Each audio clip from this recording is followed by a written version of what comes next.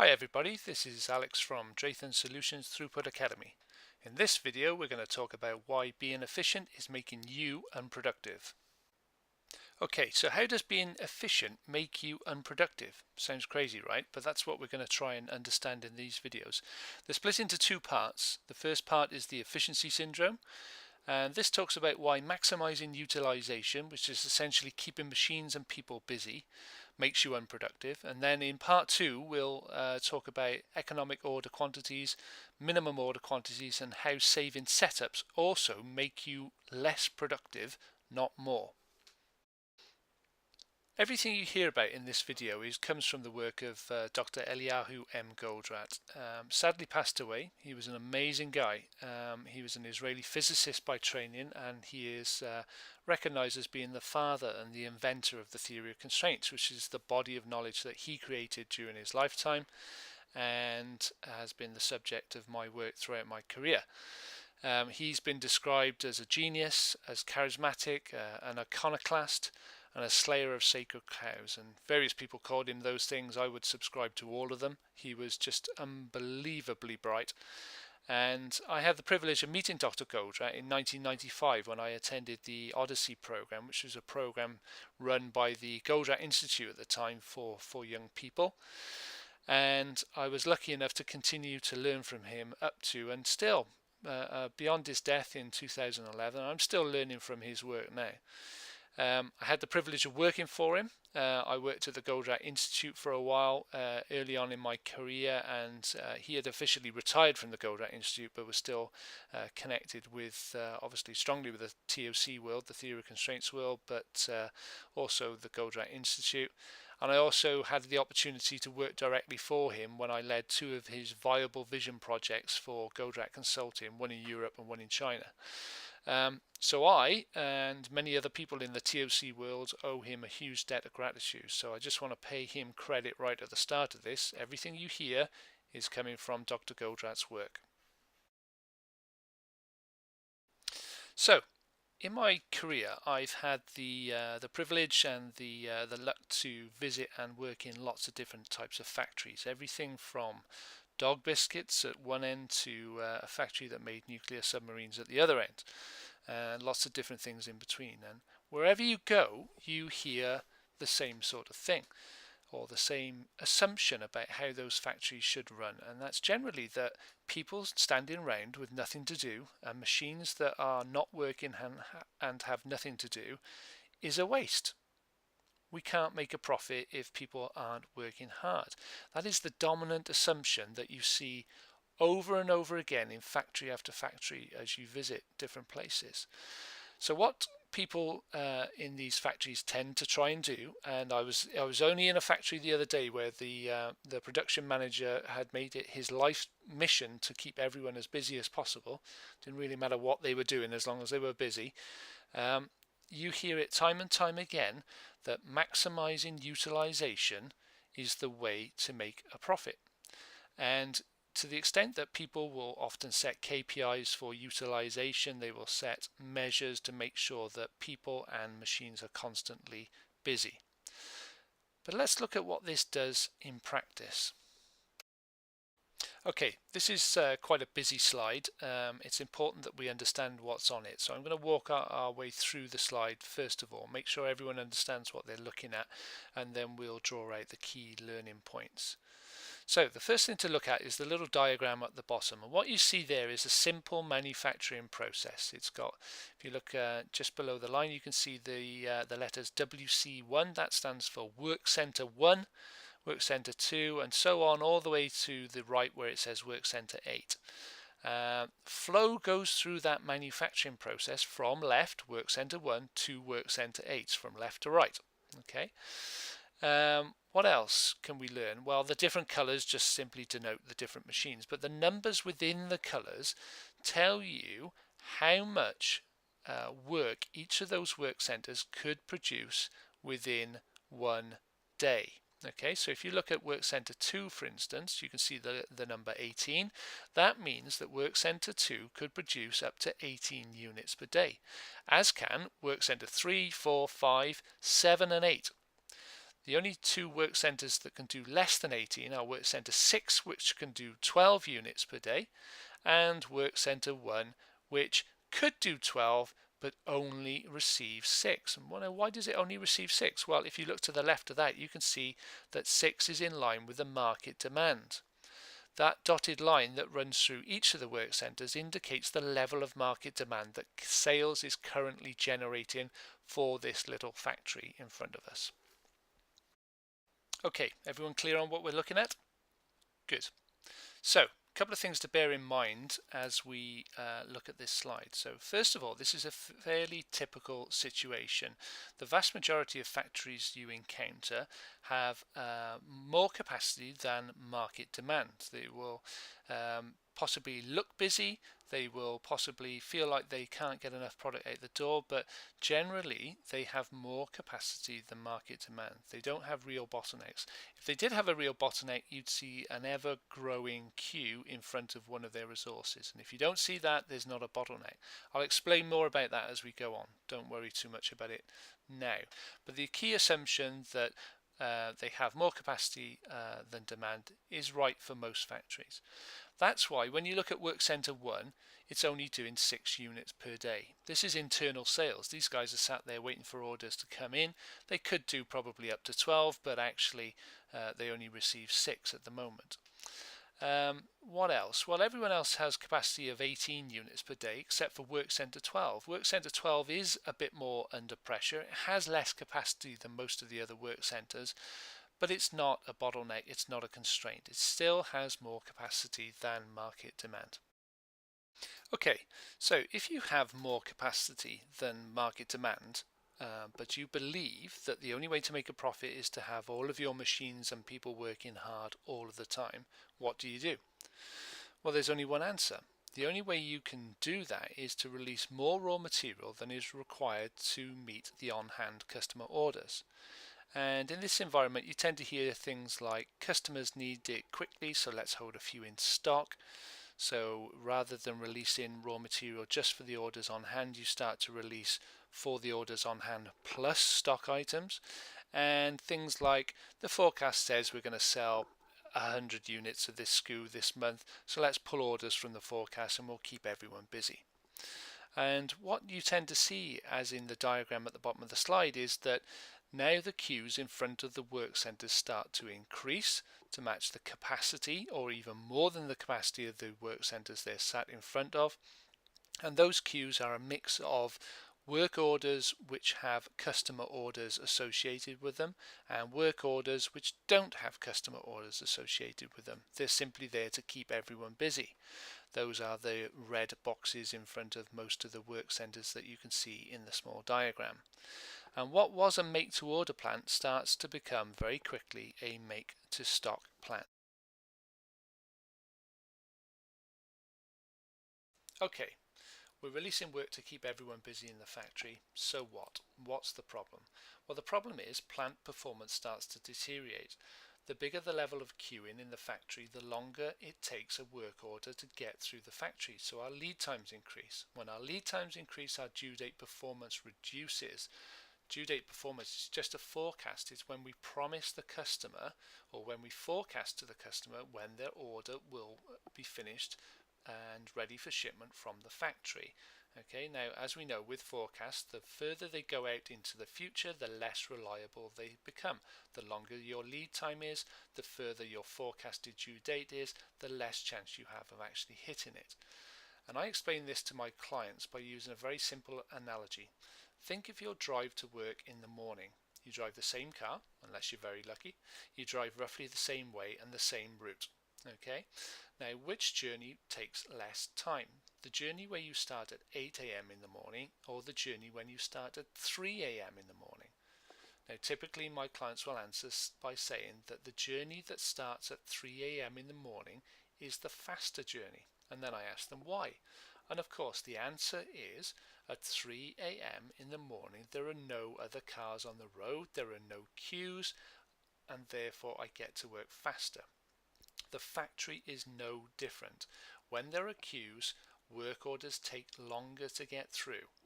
Our lead time starts to increase and our due date performance starts to go down because we're forecasting over a longer period. Okay, let's slow down because this is really important to understand. Inventory creates queues in front of work centres, and the more inventory there is, the bigger the queue.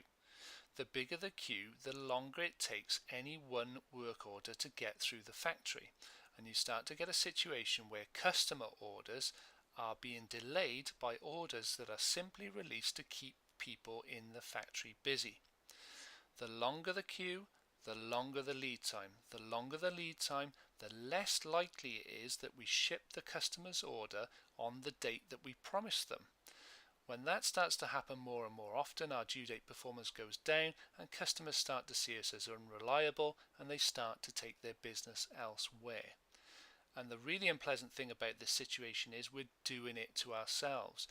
The inventory, or a lot of the inventory in the plant, is in the plant unnecessarily. We have only released it to keep people and machines busy, and therefore we are inflating the amount of inventory in the factory, and that is inflating our lead time and reducing our due date performance.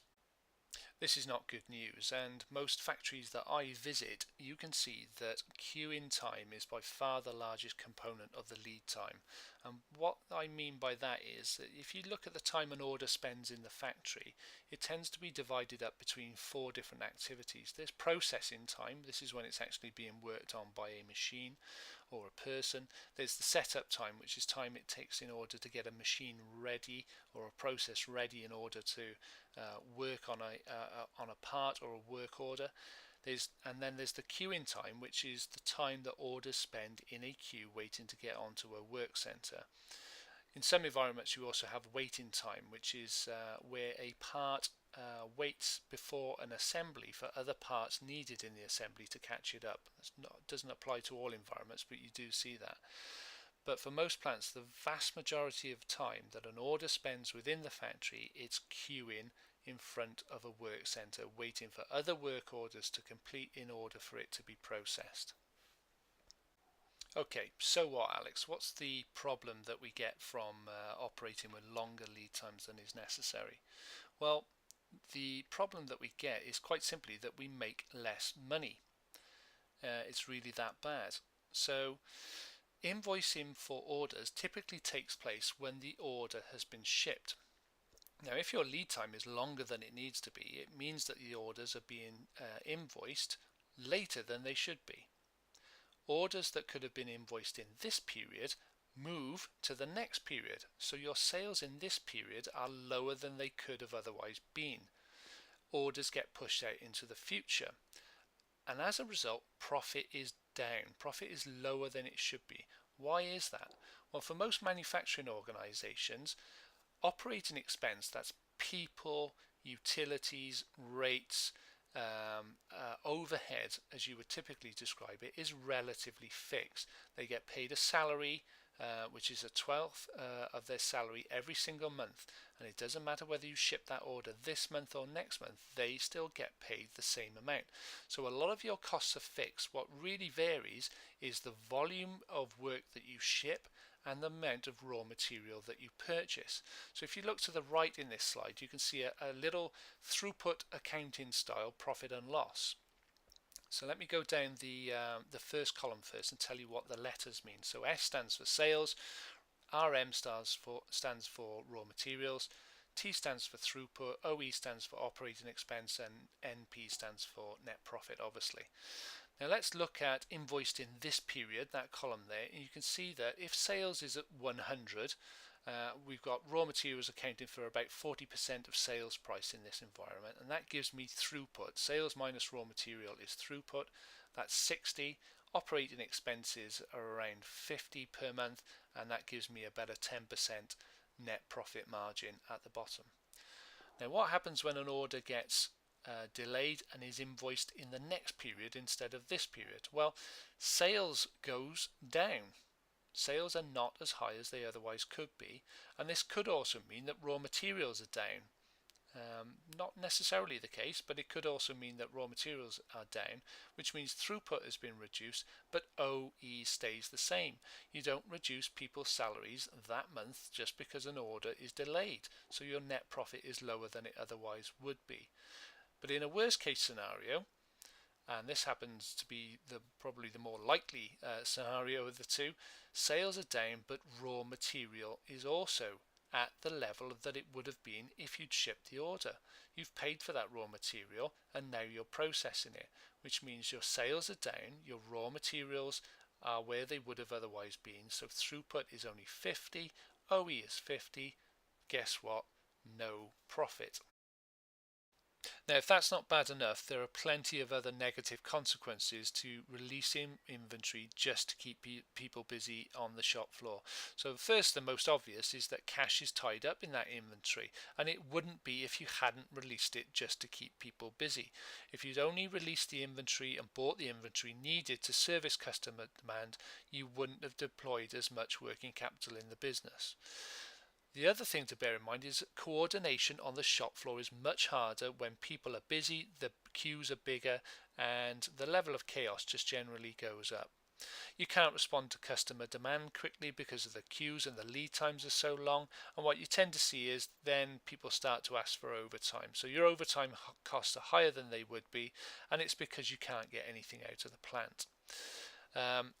Lots of environments as well, you start to see excess investment as well, because people start to demand more equipment, more space in order to process work and get it out of the plant. They're under the impression that you can't do it without more resource, and therefore your investment is higher than it would otherwise be.